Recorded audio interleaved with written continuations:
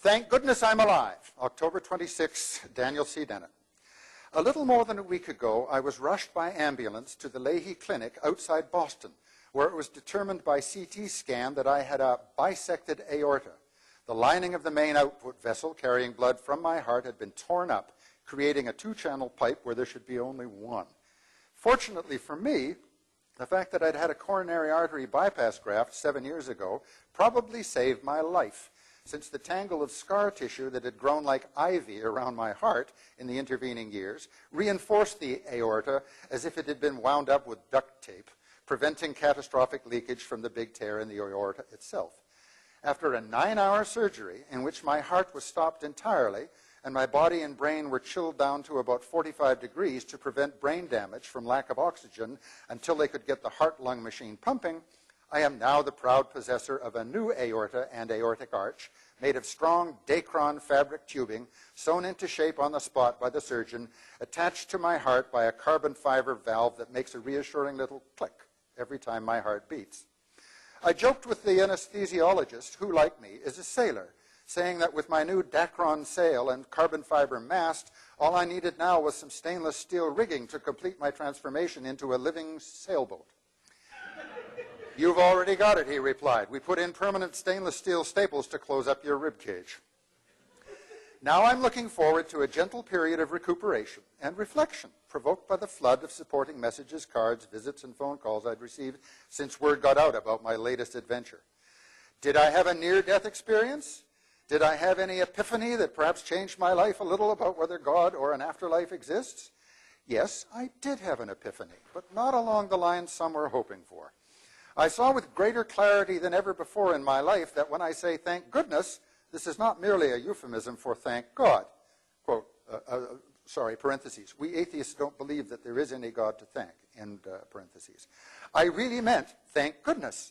There is a lot of goodness in the world, and more goodness every day, and this fantastic human-made fabric of excellence is genuinely and literally responsible for the fact that I am alive today. It is a worthy recipient of the gratitude I feel today, and I want to celebrate that fact here and now. To whom, then, do I owe a debt of gratitude? To Nicholas Saparisis, the cardiologist who has kept me alive and ticking for years, and who swiftly and confidently rejected the original diagnosis of nothing worse than pneumonia. To the surgeon Frank Bowen, who is heroic, conscientious, and indefatigable, assisted by Proveen Menon, and to the anesthesiologists Paul Teague and David Shaft, and the perfusionist Ray DePinto, who, along with several neurologists, kept my system going for many hours under daunting circumstances, and to Brandy Eaton and Todd Schweinwager, just 2 of the dozen or so physician assistants who helped post-operatively, performing such tasks as pulling out of my chest the timing wires leading to my heart, left in case emergency defibrillation was required, and the 4 large drainage tubes, an experience that was not so much painful as simply shocking. And to a specialist cardiac nurse and regular nurse and physical therapist and x-ray technicians and a small army of phlebotomists, so deaf that you hardly knew they were drawing your blood, and the people who brought the meals, kept my room clean, did the mountains of laundry generated by such a messy case, wheelchaired me to x-ray, and so forth. These people came from Uganda, Kenya, Liberia, Haiti, the Philippines, Croatia, Russia, China, Korea, and India, in addition to native-born Americans, and I have never seen more impressive mutual respect, helping each other out, checking each other's work. But for all their teamwork, this local gang could not have done their jobs without the huge background of contributions from others. I remember with gratitude my late friend and Tufts colleague, physicist Alan Cormick, who shared the Nobel Prize for his invention of the CT scanner. Alan, you have posthumously saved yet another life, but who's counting? The world is better for the work you did. Thank goodness. Then there's the whole system of medicine, both the science and the technology, without which the best intentioned efforts of individuals would be roughly useless. So I am grateful to the editorial boards and referees, past and present, of Science, Nature, JAMA, Lancet, and all the other institutions of science and medicine that keep churning out improvements, detecting and correcting flaws. Do I worship modern medicine? Not at all.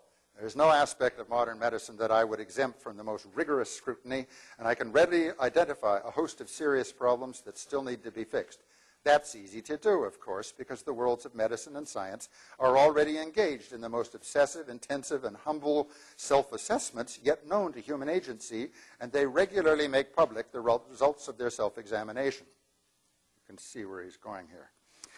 One thing in particular struck me as I compared the medical world on which my life now depended with the religious institutions I have been studying so intensively in recent years. One of the gentler, more supportive themes to be found in every religion, so far as I know, is the idea that what really matters is what is in your heart. If you have good intentions and are trying to do what is right, that is all anyone can ask. Not so in medicine. If you are wrong, especially if you should have known better, your good intentions count for almost nothing. And whereas taking a leap of faith and acting without further scrutiny of one's options is often celebrated by religions, it is considered a grave sin in medicine.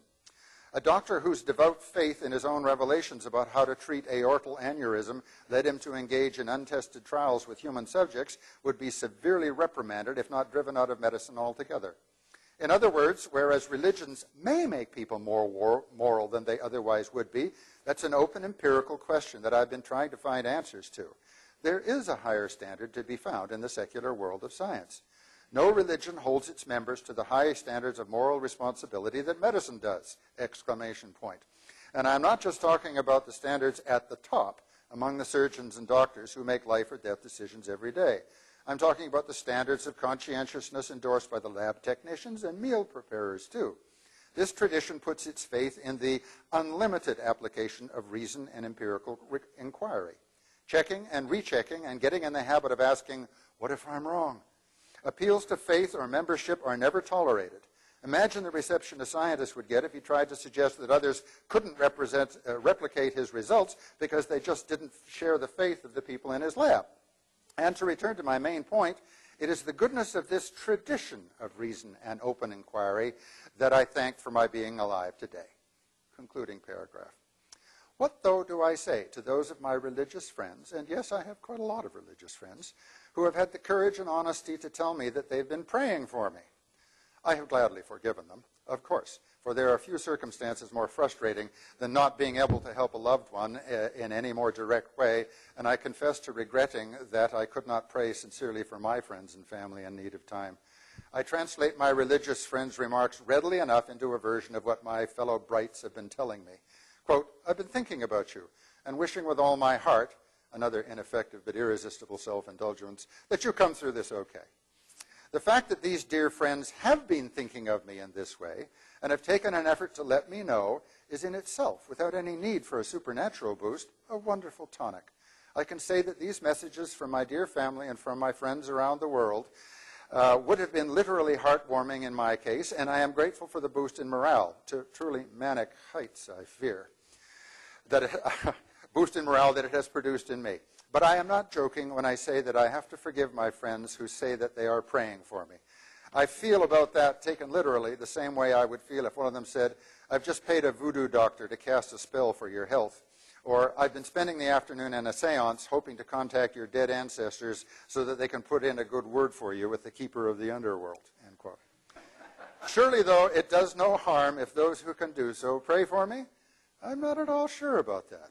For one thing, if they really wanted to do something useful, they could devote their prayer time and energy to some pressing object that they can do something about. For another, we now have quite solid grounds, for example, the recently released Benson study at Harvard, for believing that intercessory prayer simply doesn't work. And anybody whose practice shrugs off that research is subtly undermining respect for the very goodness I am thanking. If you insist on keeping the myth of the effectiveness of prayer alive, you owe the rest of us a justification in the face of the evidence. Pending such a justification, I will excuse you for indulging in your tradition. I know how comforting tradition can be, but I don't want you to continue to think that what you are doing is morally unproblematic. Like tenacious scientists who resist the evidence for theories they don't like long after a graceful concession would have been appropriate, I applaud you for your loyalty to your own position, but remember, loyalty is not enough. You've got to keep asking yourself, what if I'm wrong? I think religious people can be asked to live up to the same standards as people in science and medicine. Dan Dennett.